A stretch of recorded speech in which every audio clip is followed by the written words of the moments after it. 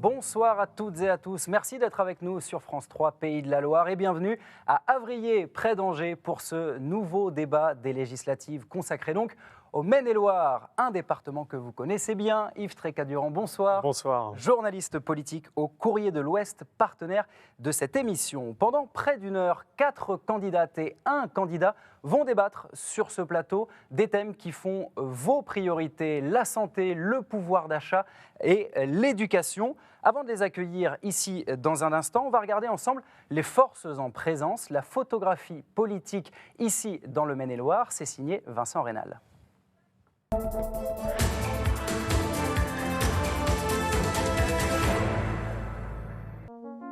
Bis repetita. En 2017, les candidats de la Macronie avaient raflé 6 des 7 circonscriptions du Maine-et-Loire. Aujourd'hui, dans un département qui a voté à 66,5% pour Emmanuel Macron au second tour de la présidentielle, la plupart des sortants repartent au feu. Seul Mathieu Orphelin, dans la première, déclare forfait. Une décision du candidat malheureux aux dernières régionales mise en retrait de la campagne de Yannick Jadot dans le cadre de l'affaire Hulot qui remonte au mois de février. Une défection sur une circonscription très convoitée qui profite au parti d'Édouard Philippe. Horizon sera représenté par le maire de Verrières-en-Anjou, François Gernigon, le seul nouveau venu sur ce territoire. Dans la 3e circonscription, la seule à avoir échappé à la majorité présidentielle en 2017, c'est le référent départemental de Renaissance Simon Hollet qui est investi et qui défiera donc la sortante LR Anne-Laure Blin, coprésidente départementale du comité de soutien de Valérie Pécresse, sur un territoire très ancré à droite. Ailleurs, tout le monde se remet en marche pour Renaissance. L'ex-socialiste Stella Dupont se représente dans la 2e. La militaire de carrière Laetitia Saint-Paul se réengage dans la 4e. L'ingénieur mécanique de formation et fan de jeux vidéo Denis Masseglia rejoue la partie dans la 5e. Idem pour la cadre de santé Nicole Dubré-Chira dans la 6e. Dans la 7e enfin, où tous les indicateurs sont au vert pour Renaissance, c'est le modem Philippe Bollot qui brigue un second mandat sous les couleurs de la majorité présidentielle. Voilà pour ce panorama politique dans le Maine-et-Loire. 5 candidats et candidates nous ont donc rejoints sur ce plateau. Bonsoir et merci d'être avec nous. Bonsoir. Bonsoir. On va vous dire un mot sur la manière dont on a constitué ce panel de candidats. D'abord, on s'est basé évidemment sur les résultats à la présidentielle, mais aussi sur l'équilibre des forces politiques sur ce plateau et également sur l'ensemble de nos 5 débats départementaux. Voilà, on va donner la parole aux candidats et passer aux présentations. Yves, circonscription par circonscription. Eh bien, allons-y. Commençons par la première, évidemment. On l'a vu, Mathieu Orphelin, député jadis LREM, élu sous l'étiquette LREM en 2017, puis qui a quitté la majorité 2 ans plus tard, ne se représente pas. C'est une circonscription qui concerne Angers-Nord, Châteauneuf-sur-Sarthe et Tiercé. Rappelons quand même que pour ce premier tour, enfin en tout cas pour cette élection législative, nous aurons 62 candidates et candidats, donc 35 hommes et 27 femmes. La parité n'est pas encore acquise. Voilà, sur l'ensemble du département. La 2e circonscription à présent. Sur la 2e circonscription, celle qui concerne Angers Sud, Chalonnes, Trélazé et Poncé, nous avons la députée sortante qui est donc Stella Dupont, on l'a vu, élue en 2017 sous l'étiquette La République En Marche et longtemps issue des rangs du Parti Socialiste, puisque vous avez été conseillère régionale et conseillère générale longtemps, et maire de Chalonnes évidemment. Vous avez 30 secondes pour peut-être en dire un peu plus sur vous. Merci. Effectivement, je suis députée du Maine-et-Loire depuis 2017, après avoir été maire de Chalonnes pendant près de 10 ans. Cet engagement local me tient très à cœur et c'est vrai que dans mon mandat d'aujourd'hui de députée, je tiens à être présente sur le terrain et c'est vrai que cette circonscription se croissant au cœur du Maine-et-Loire, entre Chalonnes, le Chemillois, le sud d'Angers, mais aussi Loire-Authion, Saint-Mathurin, jusqu'à Sarigné, je prends plaisir à le sillonner et donc je me représente effectivement pour ces élections, donc au nom de la majorité présidentielle. Sachant que je fais partie, moi, de l'aile sociale et écolo de la majorité. Je suis membre du parti En Commun de Barbara Pompili. Et on aura l'occasion d'y revenir, évidemment. On va jeter un œil à la liste des autres candidats sur cette 2e circonscription du Maine-et-Loire. Avant de passer à la 3e circonscription, celle d'Allonnes, de Durtal, de Longuet-Jumelles et de Saumur Sud, avec 2 représentants et représentantes sur ce plateau, 2 candidats et candidates. Anne-Laure Blin, vous êtes la députée sortante Les Républicains. C'est à votre tour de vous présenter. Vous avez 30 secondes. Oui, effectivement, je suis la députée de la 3e circonscription. J'ai 37 ans, je suis maman de 2 enfants et j'ai été élue députée en 2020 parce que Jean-Charles Taugourdeau est redevenu maire de Beaufort en Anjou et donc c'est à sa suite que j'ai pris la responsabilité de représenter les électeurs dans notre territoire, qui est un territoire rural, très dynamique, avec de nombreux talents et qui mérite d'être défendu. C'est la raison pour laquelle je suis à nouveau candidate à cette élection sous l'étiquette des Républicains. Et juste à côté de vous, il y a Bernard Lahondès, également sur cette 3e circonscription, candidat du Rassemblement national. On vous laisse vous présenter. Merci beaucoup, Bernard Lahondès. Donc, j'ai 61 ans, j'ai été par 2 fois élu maire de ma petite commune, 3 enfants. Je suis aussi fonctionnaire hospitalier. Donc, effectivement, le thème ce soir de la santé me tiendra à cœur. On poursuit la 4e circonscription, celle dite de Saumur-Sud pour le coup, qui concerne également Douai-la-Fontaine-Gênes. La députée sortante est Laetitia Saint-Paul, militaire de carrière, on l'a entendu tout à l'heure. C'est une circonscription qui est... On voit la liste des candidats qui apparaît à l'écran. La 5e maintenant, autour de Cholet. La 5e, purement choletaise exactement, qui concerne également Sèvres-Moine. Denis Masseglia, le député LREM sortant, qui se représente également. Et là aussi, on voit la liste des candidats sur cette 5e circonscription. Allez, l'avant-dernière circonscription, c'est la 6e. On a une candidate de cette 6e circonscription sur ce plateau. C'est vous, Tassali Tamgar. Bonsoir, vous êtes candidate pour la nouvelle Union populaire, écologique et sociale, la NUP, la NUPES, vous nous direz comment. La NUP. Et vous porterez les couleurs de la France insoumise sur ce scrutin législatif. À vous de vous présenter, vous avez 30 secondes également. Exactement. Donc moi je suis originaire du monde ouvrier. J'ai fait mes études dans la banlieue parisienne jusqu'au doctorat. Ensuite, je me suis installée à Angers donc depuis 25 ans. Je travaille en fac de sciences sur le site de Belle-Beille, donc je connais bien cette partie-là de la circonscription. Et donc si je me suis engagée dans cette campagne législative, c'est pour pouvoir défendre donc, les services publics d'éducation, de la maternelle à l'université, de justice et de santé pour régler notamment le problème des déserts médicaux dans les quartiers populaires et dans les zones rurales. Et bien ça tombe bien parce qu'on en parlera largement tout à l'heure. On va voir à nouveau la liste des candidats sur cette 6e circonscription. Angers-Ouest, Beaupro, Chantoceau, la circonscription de la députée sortante Nicole Dubré-Chira qui est de nouveau candidate pour la majorité présidentielle. 7e et dernière circonscription nous emmène vers vous, Céline Lhuillier. Bonsoir, vous êtes candidate lutte ouvrière pour ces législatives. Bonsoir. Donc effectivement, moi je me présente pour lutte ouvrière dans la 7e circonscription. Alors je suis enseignante au collège, en SECPA, c'est-à-dire auprès des jeunes en très grande difficulté scolaire.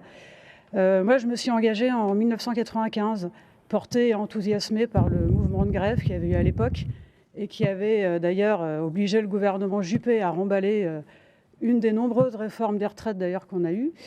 Et puis déjà à l'époque, bien révoltée par tout un tas d'aspects de la société capitaliste dont on va sûrement parler aujourd'hui.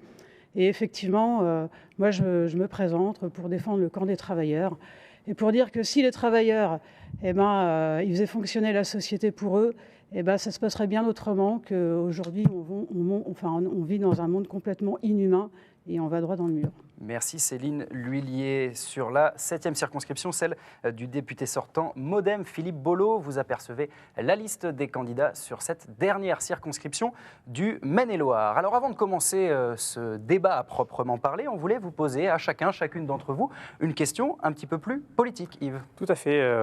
On va commencer par vous, Stella Dupont. Vous êtes issu donc de la majorité. Vous l'avez dit, vous représentez en commun plutôt l'aile gauche de cette majorité.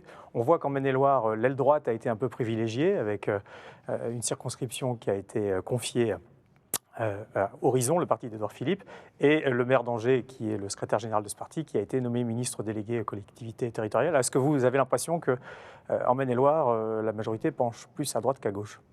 Moi, je crois qu'il faut avoir une vue d'ensemble. Il faut regarder la qualité des hommes et des femmes qui nous représentent. Je pense que le maire d'Angers a une grande expérience en matière de collectivité locale en particulier. Et le fait qu'il devienne aujourd'hui ministre délégué sur ce sujet, ça me semble être une bonne nouvelle pour l'Anjou, une bonne nouvelle également pour le pays, compte tenu de cette expertise. Je crois également que, de façon générale, on a une première ministre, Elisabeth Borne, qui vient également des rangs de gauche, donc à cette attention et à cœur, justement, que les valeurs de solidarité, de lien social, de dialogue social soient privilégiées. Donc je pense que, au global, l'équilibre me semble assez intéressant à l'aune de cette nouvelle législature. Stella Dupont, vous évoquiez la gauche. Je me tourne vers vous, Tassali Tamgar. La gauche n'a eu aucun représentant au second tour des législatives il y a 5 ans dans le Maine-et-Loire. Est-ce qu'on peut parler d'un territoire définitivement perdu pour la gauche? Première partie de la question. Deuxième partie, est-ce qu'avoir la figure, le visage de Jean-Luc Mélenchon sur les affiches de campagne, est-ce que c'est vraiment un argument à faire valoir, notamment dans le Maine-et-Loire? Alors, tout à fait, parce que le programme de Jean-Luc Mélenchon, ce qu'il avait proposé pour les élections présidentielles, est un programme qui vise quand même à rétablir de la justice sociale. Je pense que la justice sociale, on en a besoin, dans le Maine-et-Loire aussi. Vous vous retrouvez dans cet équilibre au sein de la NUPES où la France Insoumise, certes, est la force majoritaire, mais vous n'êtes pas tout seul. Il y a des socialistes, il y a des écologistes avec vous. Alors bien sûr, donc on milite avec les communistes, les socialistes, les écologistes. Et vous voterez tous pareil à l'Assemblée nationale ou c'est une alliance de circonstances uniquement pour ce scrutin? Alors on votera tous pareil, sauf sur 33 points sur lesquels il y a des désaccords avec les socialistes et Europe Écologie Les Verts. Et ça a déjà été tranché? Et ça a déjà été tranché, c'est inscrit dans le programme de la NUPES. Anne-Laure Blin, une question pour vous. Une question, vous l'avez dit, vous avez succédé à Jean-Charles Taugourdeau, vous êtes issu des Républicains.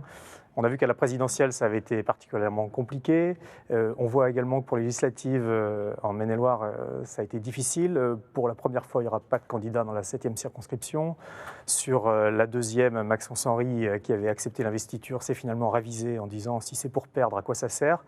Qu'est-ce que vous répondez à ces défaitistes? Mais moi, je réponds que face aux difficultés, on ne plie pas.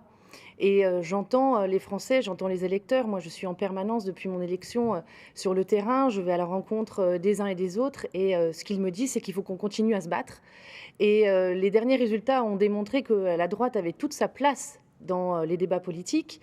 La place des Républicains aussi doit être défendue parce que les Républicains sont aujourd'hui une troisième voie totalement indépendante d'un pouvoir macroniste qui voudrait avoir une majorité hégémonique en France et puis effectivement d'une gauche qui essaie de monopoliser le débat et de faire croire finalement qu'il pourrait être majoritaire. Mais cette troisième voie, ce sera la vôtre? Ce sera une ligne plus radicale? Oui, effectivement. Nous avons bon nombre de députés qui se représentent, qui sont ancrés sur le territoire parce que nous sommes au contact. Nous sommes à l'écoute des gens et nous les entendons. Et c'est vrai que peut-être les résultats de la présidentielle n'ont pas été à la hauteur de nos espérances, mais c'est pas grave. Le débat se poursuit et les 5 années à venir vont être très importantes pour le pays. Et les Républicains seront là pour défendre une droite intègre, sans compromission avec le macronisme, mais qui au contraire se bat pour écouter les gens et défendre les Français au plus près de chez eux, parce que c'est la proximité et la sincérité qui est aujourd'hui, je crois, le nœud de la confiance que nous devons avoir en les politiques. Et on entendra vos propositions dans un instant. Céline Huillier, vous parliez d'anticapitalisme dès votre présentation. Ça reste la grille de lecture trotskiste de Lutte ouvrière aujourd'hui. Est-ce que c'est une grille de lecture qui parle encore aux électeurs et qui est encore adaptée au monde d'aujourd'hui? On voit que la recomposition politique est à l'œuvre. On a l'impression que Lutte ouvrière est à part dans ce jeu-là et que rien n'a bougé du côté de Lutte ouvrière. C'est sûr que nous, on ne se fait aucune illusion dans le fait qu'on pourra régler les problèmes d'existence du monde du travail à l'Assemblée nationale, c'est-à-dire les problèmes d'existence, le pouvoir d'achat, l'emploi. Pourquoi y aller alors? Je continue. Donc nous, ce qu'on pense que c'est important aujourd'hui, même minoritaire, de continuer à défendre un courant d'idées qui ne se fait pas d'illusions dans le fait que des députés ou le Premier ministre ou le Président de la République puissent changer quoi que ce soit, parce que ce n'est pas vrai. Aujourd'hui, le pouvoir, il est dans les conseils d'administration des grandes entreprises. Le pouvoir, il est détenu par ceux qui ont les capitaux. C'est eux qui font la pluie et le beau temps. Aujourd'hui, c'est des spéculateurs qui affament une partie du monde, qui fait qu'aujourd'hui, il y a une partie ici en France qui n'arrive plus même à se nourrir. Voilà, et c'est ça le problème. Et nous, on pense que de toute façon, on ne fera pas l'économie d'une lutte massive. Il va falloir qu'on casse ça, le fait que nos vies soient dans les mains de ces gros groupes capitalistes et qui décident pour nous. Voilà. Et on n'aura pas le choix. Merci Et on beaucoup. sera obligé, le seul levier que la population et le monde du travail ont, c'est les mobilisations puissantes et massives. Tout ce qu'on a obtenu aujourd'hui, depuis C'était des années, Par les ça s'est mouvements sociaux, toujours fait on comme vous a ça. bien entendu. Bernard Lahondès, le Rassemblement national, on sent un petit peu de flottement après la présidentielle, on sent des cadres un peu démobilisés au sein du RN. On a vu dans certaines régions des candidats en difficulté, pas forcément bien préparés pour les débats. Est-ce que vous pensez qu'il y a un problème de motivation et de compétences au Rassemblement national ? Du tout. Le Rassemblement national est bien présent sur le territoire. C'est peut-être que vous ne l'avez pas bien détecté non plus. Il faut savoir quand même que sur l'ensemble des circonscriptions au niveau national, on dépose partout. C'est quand même plutôt pas mal. Alors Mais vous êtes assez discret, on peut le dire. On vous entend peu dans cette campagne au Alors, Rassemblement national. on nous entend malgré tout. Il suffit de nous laisser peut-être un petit peu plus de place dans les médias, ce serait pas mal. Eh ben, ce sera Et j'en l'objectif. profite, Vous êtes là pour ça. C'est pour ça que vous êtes là. Effectivement. On va entrer. Ah. Allez-y, je vous laisse conclure. En sachant que ma présentation et mon acte de présentation et de candidature sur la 3e circonscription est essentiellement pour défendre le pouvoir d'achat, la désertification médicale, mais surtout de faire en sorte qu'au quotidien, nos administrés soient au mieux et au plus proche de leurs exigences et besoins. Sur un territoire où Marine Le Pen a fait des scores importants à la dernière présidentielle. On va rentrer maintenant dans le vif du débat avec notre première thématique, le souvenir politique de la crise sanitaire. Alors évidemment, elle n'est pas encore terminée, on le sait, mais elle a été au cœur de nos vies depuis ces derniers mois. On est retourné, nous, voir l'entreprise Colmy. C'est un fabricant de masques à Saint-Barthélemy d'Anjou. Ses salariés, évidemment, ont été en première ligne depuis 2 ans. Jérémy Armand et Laurence Couvent y sont retournés donc 2 ans après. Regardez.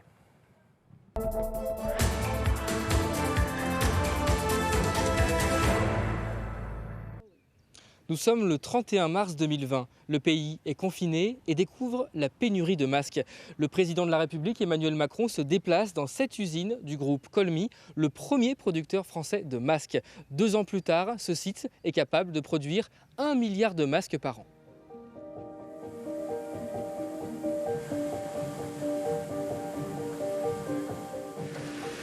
Bonjour Claudia. Bonjour. Vous êtes retrouvée en première ligne au moment du printemps 2020. Qu'est-ce que vous avez ressenti à titre personnel? Nous, une très grande fierté pour avoir distribué tous ces masques à tous ces gens qui attendaient énormément de nous. On a travaillé vraiment non-stop, 24 heures sur 24, jours fériés et tout, en deux ans. Qu'est-ce que vous attendez éventuellement des politiques? Il y a les élections en ce moment. Des politiques qui nous amènent du travail, ça c'est clair, voilà, qui nous donnent du travail. Il n'y a pas de souci, voilà, qu'ils achètent moins en Chine et puis qu'ils nous donnent du travail.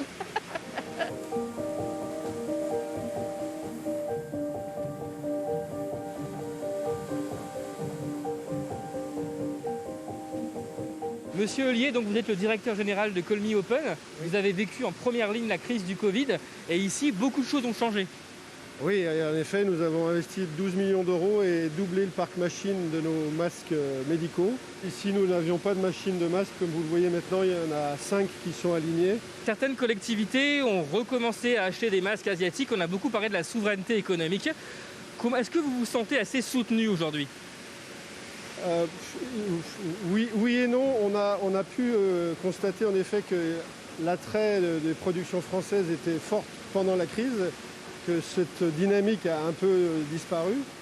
Les collectivités ont pu avoir accès à d'autres sources et elles ont parfois utilisé un levier de masques importés à notre détriment malheureusement. Stella Dupont, la pénurie de masques, on l'a vu, c'était un vrai sujet. Colmy Open a été amené à travailler 24 heures sur 24, à doubler sa surface pour rattraper les retards de fourniture. Aujourd'hui, qu'on a moins besoin de masques, elle se retrouve en surcapacité et en difficulté. Vous avez donc soutenu ce gouvernement, mais également le précédent, pendant lequel le stock de masques avait était descendu trop bas, on va le dire. Est-ce que cette crise a été bien gérée, que ce soit par ce gouvernement ou celui qui l'a précédé ? Je crois que forcément, comme dans toute crise, il y a des choses qui sont positives et puis d'autres qui le sont moins. Et le début avec ce manque de masques, on l'a tous en mémoire et effectivement, c'était pas positif. Aujourd'hui, l'important, c'est de tirer un bilan et d'en tirer des mesures pour l'avenir, donc ces stocks de masques dont on a encore besoin, même si aujourd'hui la productivité de Colmy, la production de Colmy est certainement inférieure, puisque les besoins, on voit bien, nous-mêmes, nous n'avons pas de masques aujourd'hui, mais on sait que le risque va être cyclique encore pendant quelques années, donc on va devoir se remasquer certainement à l'avenir, donc on a besoin de cette production. Vous portez une responsabilité, ce gouvernement, le gouvernement précédent porte une responsabilité sur ce fiasco qu'a été la gestion des masques dans les premiers mois de l'épidémie. Je pense qu'effectivement, la responsabilité, elle est collective. C'est objectif. On sait tous qu'on aurait dû avoir un stock de masques. C'est en même temps la première fois que le monde entier était confronté à une telle crise sanitaire. Donc, comme dans tout précédent, malheureusement, il y a des défaillances et c'en était une. Maintenant, il faut prévoir la suite. Il faut sécuriser des stocks et il faut avoir une capacité de production à l'échelle de l'Union européenne. Et ce qu'on retient de cette crise, c'est cette nécessité de plus d'autonomie, de plus d'indépendance, de façon générale sur ces sujets sanitaires, mais de façon plus large, sur l'énergie également. Sur la réindustrialisation, également. on va en parler dans un instant. Mais sur les masques, Tassali Damgar, je vous voyais réagir. Est-ce que les responsables politiques ont été à la hauteur, très clairement, sur cette question des masques? Alors très clairement, non. Je pense que la responsabilité n'est pas collective de la population, elle est collective au sein du gouvernement. C'est-à-dire que ce gouvernement a très mal géré la crise, qu'il s'agisse des masques, des surblouses, etc. Ils n'ont pas priorisé le Made in France. Et aujourd'hui, les leçons de cette crise ne sont pas tirées puisqu'on ne priorise toujours pas le Made in France. Moi, je pense alors, juste en un mot, oui. Je pense tout de même qu'effectivement, sur ces masques, par exemple, on peut tous tirer le même bilan, mais pour l'avenir, je pense qu'il en est autrement. Sur la vaccination, par contre, force est de constater que la France a su vacciner très largement. Donc, regardons effectivement ce qui a moins marché, mais regardons aussi ce que nous avons été collectivement capables de faire. Alors, excusez-moi, mais je dois me dire... ce gouvernement, il a une sacrée responsabilité quand même dans ce qui s'est passé. Alors c'est vrai qu'il a toujours essayé de masquer la responsabilité en rejetant sur la population, on était fautif, et notamment sur les soignants. Mais quand même, on a envoyé les soignants sans blouse et sans masque au charbon. Et ça ne l'a pas dérangé. Et en pleine pandémie, il a continué à supprimer 17 000 lits. Donc moi, je pense qu'on peut parler de responsabilité du gouvernement. Alors bien sûr, quand même, derrière tout ça, qui décide dans les hôpitaux? Les hôpitaux, ils sont endettés à 1 milliard. Mais en fait, les hôpitaux, c'est encore une illustration du fait que les spéculateurs, que les banques, c'est eux qui ont la main mise sur l'économie. Mais justement, je veux juste terminer. C'est-à-dire qu'en gros, aujourd'hui, c'est les banques qui décident de combien de lits on va supprimer dans les hôpitaux. Tant qu'on ne s'attaquera pas à eux, pour qu'il y ait des embauches massives de soignants, d'infirmières, de médecins, d'agents techniques, on n'y arrivera pas. Et si je peux juste dire un mot sur les réindustrialisations quand même, c'est quand même... C'est un slogan, quoi. Si ce n'est en fait de tout temps, ça a toujours été, alors tous les gouvernements successifs, c'est de l'argent public qu'on donne aux grands groupes capitalistes sans contrepartie, sans rien du tout, ne serait-ce qu'en termes d'emploi. Donc c'est quand même ça qui est derrière la réindustrialisation et c'est ça qui est quand même extrêmement choquant. Céline Lhuillier, vous parlez de la gestion administrative de cette crise. Anne Lorblin, vous avez eu des mots parfois durs sur les agences régionales de santé qui avaient pourtant été développées par Nicolas Sarkozy. Est-ce qu'il faut aujourd'hui supprimer ces ARS? Est-ce que c'est là une partie du problème, entre guillemets, dans la gestion de la crise? Moi, ce que j'ai constaté dans la gestion de cette crise, c'est l'isolement total de l'exécutif. C'est-à-dire que le président de la République a rassemblé autour de lui des personnalités dont on ne connaissait d'ailleurs même pas l'identité, qui décidaient tout seul et qui ensuite demandaient à ce que le Parlement avalise les prises de décision sans aucune concertation et sans aucune co-construction. Alors évidemment, une crise, ça comporte des parts d'aléas, mais je crois que les attentes sur le terrain étaient vraiment très nombreuses et nous, les parlementaires, nous faisions remonter des préoccupations et des difficultés, notamment pour tous les secteurs d'activité qui ont été fermés du jour au lendemain, souvenez-vous, notamment à la veille des municipales. Mais je crois qu'au-delà de ça, il faut regarder regarder vers devant nous, et puis envisager de vraies réformes. Et le grand problème aussi, c'est que le gouvernement aujourd'hui n'a absolument envisagé aucune réforme de fond en matière de système de santé. Alors, il a proposé et il a travaillé au Ségur, mais le Ségur aujourd'hui répond uniquement à quelques attentes et au contraire crée des disparités sur le territoire. Les personnels ont été particulièrement malmenés sur le terrain. On regarde dans les maisons de retraite, dans les EHPAD, on a demandé beaucoup d'efforts et une grande contribution à ces personnels qui ont pris beaucoup sur elles. Et je crois qu'aujourd'hui, il faut vraiment prendre... Moi, j'ai déposé une proposition de loi dès le début de mon mandat pour notamment augmenter les recrutements dans les EHPAD et les maisons de retraite. Aujourd'hui, le sujet n'est pas vraiment abordé, le sujet du grand âge, le sujet de nos personnels soignants et médico-sociaux. Sur et ça, c'est profondément... Mais c'est la crise sanitaire parce que le sujet de santé, il faut peut-être se saisir de ce sujet de santé comme un déclic pour vraiment envisager une réforme de fond dans ce domaine. Ça pose une question plus large, Bernard Laondès, sur la souveraineté industrielle de la France. On l'a vu avec Colmy Open, qui s'est développé beaucoup pour répondre à une situation de crise et qui aujourd'hui se retrouve en sous-production. Qu'est-ce que ça vous inspire ? Moi, je suis totalement effaré par cette situation. Aujourd'hui, la délocalisation excessive de notre savoir-faire, de nos entreprises, et au-delà même de la capacité que nous avons à investir à nouveau sur notre territoire, tout ça a été externalisé. Le souci derrière, par rapport entre autres, à notre production propre, c'est d'arriver à l'autosuffisance. Je sais que c'est un joli mot, difficile peut-être à atteindre. Alors concrètement, ça veut dire quoi ? Concrètement, ça veut dire qu'il faut redémarcher tous nos industriels qui se sont externalisés, les inciter à revenir à l'aide avec des aides, mais aussi, par exemple... C'est à l'État d'être à la manœuvre là-dessus. Ah bah, moi je pense. Mais souvent, ce sont des groupes internationaux qui ont acquis des entreprises françaises, les ont délocalisées. Oui, mais on peut aussi les inciter à revenir, ne serait-ce que porter, par exemple, l'ingénierie, leur prévoir des emplacements, etc.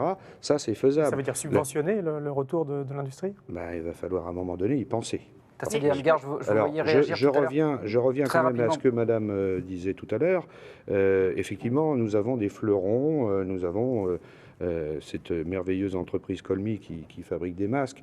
Je rappelle quand même que nous avons envoyé aux Chinois nos stocks de respirateurs, nos stocks de pompes à insuline, à produits chimiques et autres. Nous avons renvoyé nos masques, nos surblouses, nos charlottes et tout. Donc, quand c'est arrivé chez nous, on n'avait plus rien. Je posais la question à Madame. Nous avons un laboratoire pharmaceutique basé à Saint-Herblain qui fabrique un vaccin. Et ce vaccin n'est toujours pas commercialisé ni validé par AMM. Je me pose la question, pourquoi ? Et j'aimerais bien avoir une réponse. Alors, une réponse rapide sur Valneva.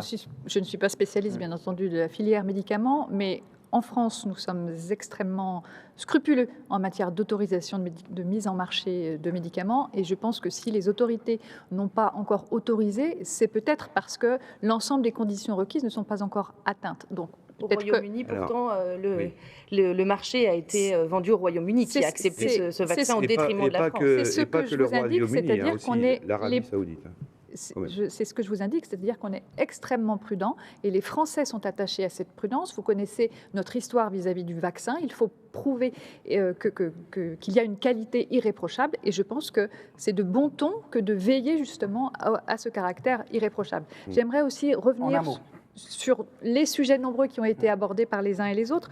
Je pense que ce n'est pas du virtuel quand on parle d'industrialiser la France et l'Europe. 50 milliards d'euros prévus en matière d'investissement aujourd'hui, qui vont générer 4 fois plus d'investissements privés. 0 batterie fabriquée en France il y a 5 ans. En 2025, dans 3 ans, on sera le 2e producteur mondial, avec les usines qui se sont installées en Pologne, en Suède et dans le nord de la France. Donc je pense que l'industrialisation, c'est quelque chose de possible, ça crée de l'emploi.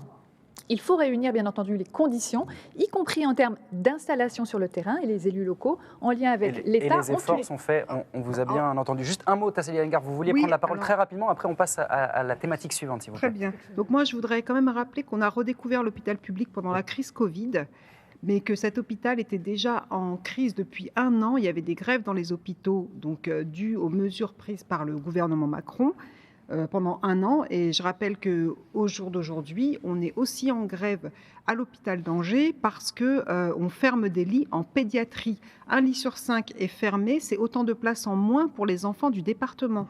Moi, je voulais quand même juste dire un très mot, 30 rapidement, après, on secondes, passe au pouvoir parce d'achat. que donner de l'argent public aux grands groupes capitalistes, c'est pas nouveau. Tous les gouvernements successifs l'ont fait et il n'y a aucune contrepartie, c'est pas vrai. De toute façon, un président, il ne contrôle pas les grands groupes. Voilà. Et juste quand même quelque chose, moi ce qui m'interloque quand même, c'est que de l'emploi, il y en a, qu'on demande en fait dans les hôpitaux, dans les écoles, dans les EHPAD, sur les chaînes de production. Les millions de travailleurs, ils croulent en fait sous l'emploi. Attendez, je termine, ils croulent, c'est-à-dire qu'en gros, c'est les cadences qui augmentent, on fait faire le boulot de 2 à 1 personne.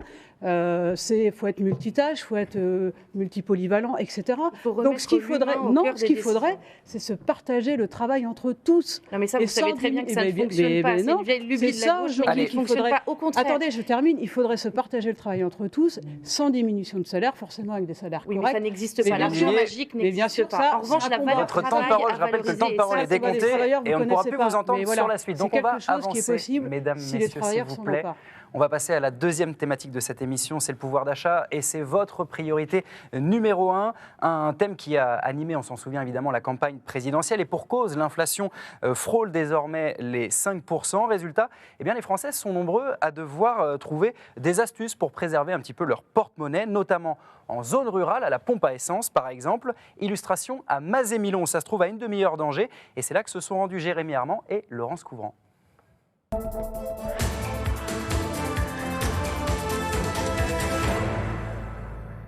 Bienvenue dans cette commune rurale de 6000 habitants entre Angers et Saumur. Ici, les habitants font face à l'augmentation des prix. À Mazé-Milon, la place de la voiture est prépondérante. Bonjour. Comment vous faites face à l'envolée des prix à la pompe ? Eh bien, on essaye de faire un peu plus attention aux trajets, on privilégie les trajets courts à pied et puis on regroupe les trajets au fur et à mesure. Alors, moi j'habite la campagne et c'est vrai que des fois pour aller sur Angers ou pour aller, c'est plus compliqué. Le sport, des fois, acheter une licence pour les enfants, si le club est à 20 km ou 15 km ou s'il n'y en a pas dans le coin, les enfants peuvent ne pas faire le sport qu'ils ont envie de faire. Moi c'est assez énorme le budget parce que je fais pas mal de déplacements, je roule beaucoup. Moi, je suis à peut-être 600-700 € par mois. Bonjour, vous êtes couvreur. Comment vous faites face, vous, à l'envolée des prix à la pompe ? Bonjour, moi en fait, tout simplement, on essaye de les répercuter déjà sur les devis pour les clients. Malheureusement, des fois, ça ne joue pas toujours en notre faveur. Donc j'ai envie de vous dire, on fait un peu comme on peut.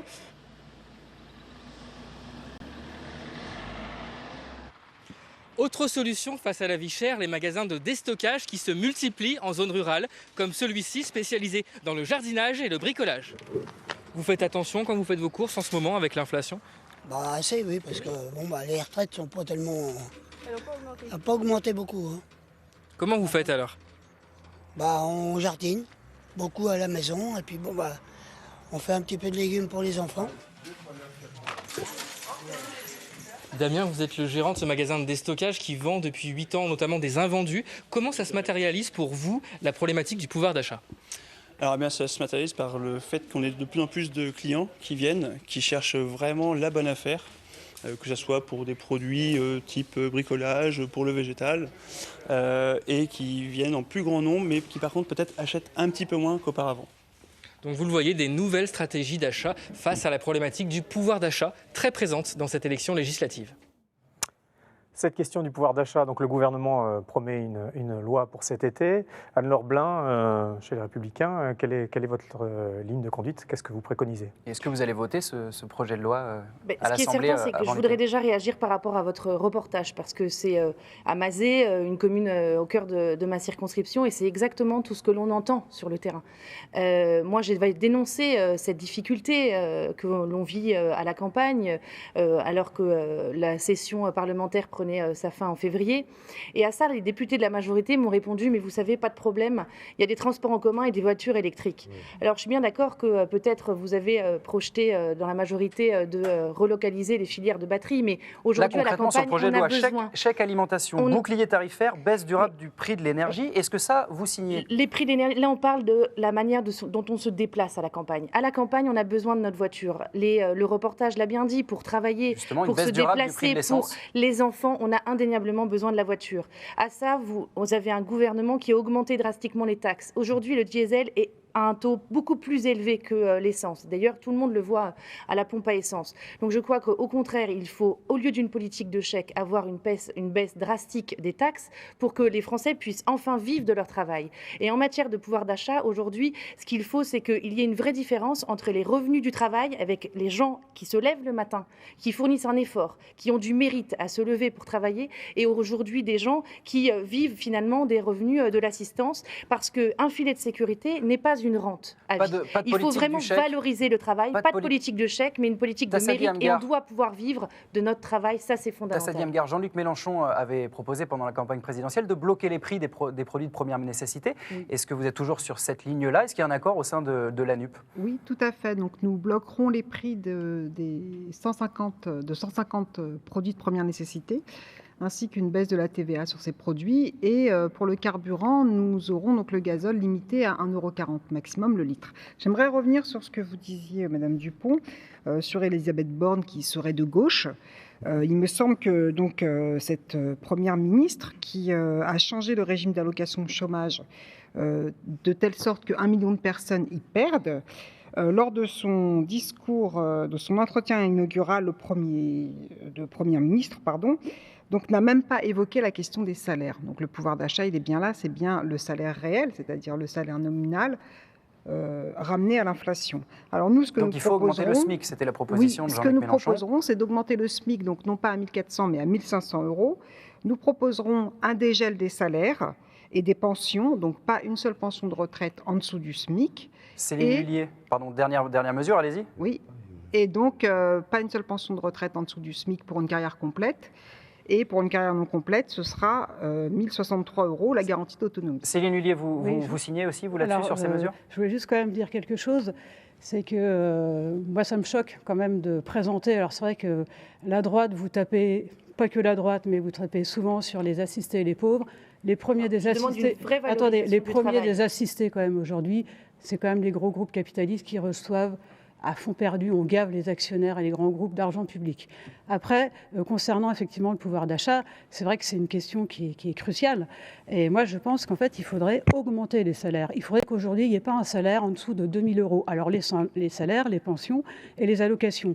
Il y a eu un sondage qui est paru il n'y a pas longtemps, où il y a les ménages qui étaient interrogés expliquaient qu'il leur manquait 490 € par mois. Donc c'est pas des petites augmentations, c'est pas des miettes. Vous pouvez le gouvernement de manière magique. Le gouvernement libérer les Valérie Pécresse voulait elle aussi augmenter les salaires en libérant les entrepreneurs et en baissant les charges. On vous a bien entendu. Bernard Landès, vous êtes 160 milliards de profits là. Céline Lhuillier, vous êtes en avance sur temps de parole. Bernard Landès, on ne vous a pas entendu sur cette question du pouvoir d'achat. Ah, le pouvoir d'achat, c'est, vous le savez bien, de la part de Marine Le Pen, c'est quand même son cheval de bataille et l'un des principaux axes de notre campagne. Alors concrètement, ça veut dire quoi? Qu'est-ce que vous proposez? C'est la baisse essentiellement de la TVA sur les produits énergétiques. Mais au-delà de ça, le blocage de tarifs et la TVA à 0% sur 100 produits d'hygiène et alimentaire. 150 pour Tassaï Damgar, 100 produits listés du côté du Rassemblement national. Par contre, je voulais revenir un petit peu sur ce qu'on a évoqué.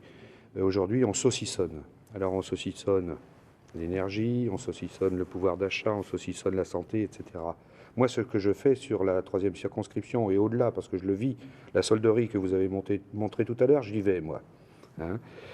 J'achète parfois même des potages déclassés. Donc, quand je vois cela, je me dis, on saucissonne vraiment tout. Et le problème, c'est qu'il faut prendre... Ça veut dire quoi, saucissonner? Alors, c'est ce que je viens de vous expliquer. Le pouvoir d'achat, la santé, l'éducation, etc., etc. On fait des économies, c'est ça que vous voulez dire? Je ne parle pas d'économie, moi. Je parle... Je vais finir ma phrase, si vous voulez bien. Je parle qu'on va vers l'effondrement du monde rural sous 10 ans. Ça, c'est une certitude. Si vous supprimez l'offre de soins sur un territoire, vous prenez le Morannais et le Séchois, le départ des médecins a entraîné 12 000 patients sans aucun médecin traitant sur ce territoire. Et je l'ai vécu puisque moi j'ai mis 3 mois à en trouver un. Au-delà de ça, si vous n'avez pas cette offre de soins, les jeunes ne viendront pas sur ce territoire. Mais au-delà, il y a encore plus. C'est-à-dire que moi j'ai un ami qui habite Noyant et qui fait Noyant-Angers tous les jours avec 2 véhicules, puisqu'il y a madame et monsieur, ils n'ont pas les mêmes horaires, ça fait quand même 170 km par jour. Quand ils ont acheté le déclencheur du mouvement des Gilets jaunes, est-ce que vous pensez que ce mouvement peut renaître? Le mouvement des Gilets jaunes. Ou est-ce qu'il faut, vous dites, il faut baisser l'essence parmi les mesures que vous voulez saucissonner? Le mouvement des Gilets jaunes, j'étais un des rares maires à l'époque à être un maire gilet jaune. J'ai manifesté à la barrière de Corzé et là, vous pourrez faire votre enquête, j'y étais. Sachant que si mes administrés n'avaient pas ce pouvoir d'achat ou si on ne se battait pas pour eux, eh bien, ils n'étaient pas heureux chez eux. Pas heureux dans la commune, pas heureux dans leur canton, ni dans leur circonscription. On a compris, Bernard Laondès. Juste un mot pour conclure, Stella Dupont, sur le pouvoir d'achat. Qu'allez-vous proposer? Est-ce que ce sera le mandat du pouvoir d'achat? Priorité des Français numéro 1. Est-ce que ce sera la priorité numéro 1 du gouvernement également? C'est notre priorité également. Et je tiens à rappeler qu'on a été le gouvernement et la majorité qui a le plus réduit les impôts, avec notamment la suppression de la taxe d'habitation. Donc n'oublions pas également ce qui a été fait. Les cotisations sociales également sur salaire ont été réduites de l'ordre de 81 € pour un SMIC. Donc ce sont des choses importantes. Mais ce qu'on a fait depuis cette crise, notamment sur les énergies, c'est tout de même ce bouclier tarifaire sur l'électricité, sur le gaz, alors qu'ailleurs en Europe, les tarifs ont augmenté de 100-120%, et une inflation extrêmement forte. Vous le savez, la France, même si on a une inflation de l'ordre de 5%, elle est inférieure à celle des autres pays européens. Madame, et sur le carburant, je suis d'accord, je suis moi-même rurale, EDF revend à prix coûtant. Je ne vous ai pas coupé, monsieur Laondès. Expliquez-moi cela. Sur le tarif des carburants, là aussi, moi je suis issue du monde rural, je sais très bien qu'on a besoin de notre voiture. Les 18 centimes à la pompe sont une mesure positive, bien entendu, pour nombre d'entre nous. Il faut la poursuivre et je pense qu'il faut cibler davantage cette mesure vers les gens qui ont besoin tous les jours de leur véhicule, notamment pour aller travailler. Et je pense que ce sera dans les mesures à venir du futur projet de loi. Quand même, juste en un mot, et après on passe à notre dernière thématique. Bloquer les prix, ça veut dire que c'est l'État en fait qui paye la différence et on laisse, on laisse les grands groupes gaziers continuer à spéculer, doubler leurs profits sans problème. Donc non, ça, c'est pas possible. Alors effectivement, il faut des augmentations de salaire, mais des vraies augmentations de salaire. Et il faut surtout que les salaires ils suivent l'augmentation des prix. Indexation sur l'inflation. On referme là. Je crois que vous avez des solutions simples, voire simplistes, à des problèmes complexes. Sur la revalorisation des salaires, bien entendu, j'y suis favorable, mais pour des salaires plus élevés, il faut des employeurs en capacité. Allez, on est très en retard. On referme là cette partie du débat. Mesdames, s'il vous plaît. Ce sont des solutions qui ont été évaluées par des économistes. Allez, on est très en retard. On passe à la troisième partie de cette émission, qui est une partie qui vous tient à cœur, je sais, aux uns et aux autres, parler d'éducation. On va revenir sur une mesure phare du mandat précédent, le dédoublement des classes en zone prioritaire. 2 fois moins d'élèves en grande section CP et CE1, coût estimé 500 millions d'euros. On est retourné à Angers, dans une école pilote du dispositif, avec Jérémy Armand et Laurence Couvent. Regardez.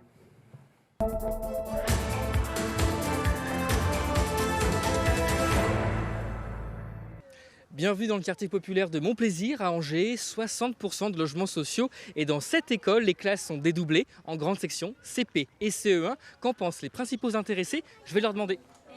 Allez, le 3, c'est parti mon kiki. Et maintenant, je vais écrire mère. Qu'est-ce qui manque? Le R, très bien. Non, la deuxième syllabe de mercredi. Elle s'appelle comment? Creux. Bravo. Le fait d'encourager les enfants, de leur dire qu'ils sont capables, ils vont prendre confiance parce qu'ils vont voir qu'ils réussissent. Comme nous sommes 2 enseignantes pour 26 élèves finalement, on a plus de temps à consacrer aux élèves en individuel. On s'aperçoit que c'est très serein C'est très calme, donc les enfants se mettent directement au travail. Bon, Oui. doux, bon, doux. Il faut dire les mots et après on a des petites cartes carrées, il faut les mettre dans le bon endroit. Quand on se trompe, c'est pas grave, on recommence. Quand la maîtresse elle vient, elle doit valider et après on doit ranger pour un autre travail. Moi, je vois que du point positif. Ça nous a fait un peu nous remettre en cause forcément notre manière de travailler.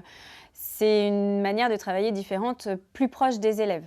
Ça, c'est indéniable. On peut vraiment les accompagner au plus près.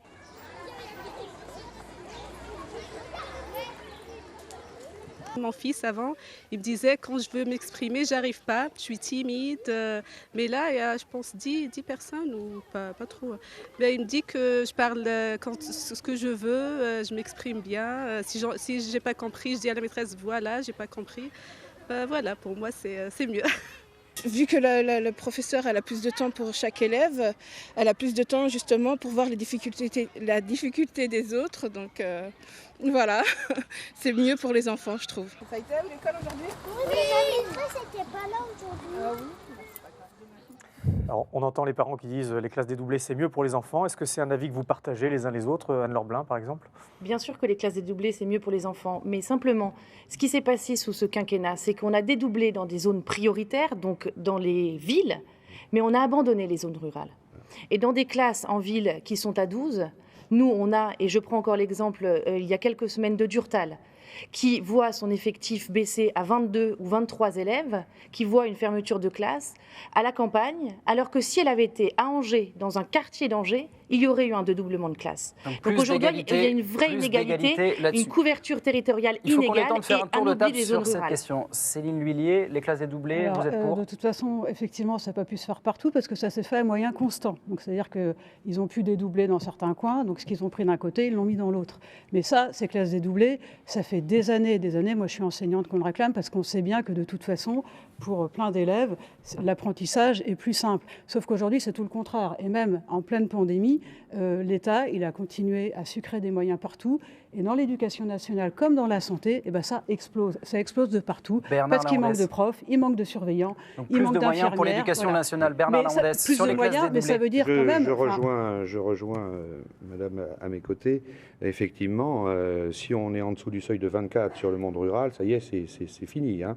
Et donc, c'est le principe des vases communicants. Je parlais tout à l'heure de désertification de nos campagnes. J'avais parlé de la santé, du pouvoir d'achat. Mais donc, ça, l'éducation, c'est exactement la même chose. Où voulez-vous aujourd'hui qu'un couple, un jeune couple, s'il n'a pas l'offre de soins, s'il n'a pas l'offre éducative, il faut un médecin et un pas les enseignant moyens de se déplacer, en zone rurale. viennent On vous a bien entendu. Tassadou Tamgar, s'il vous plaît, un mot sur les classes dédoublées.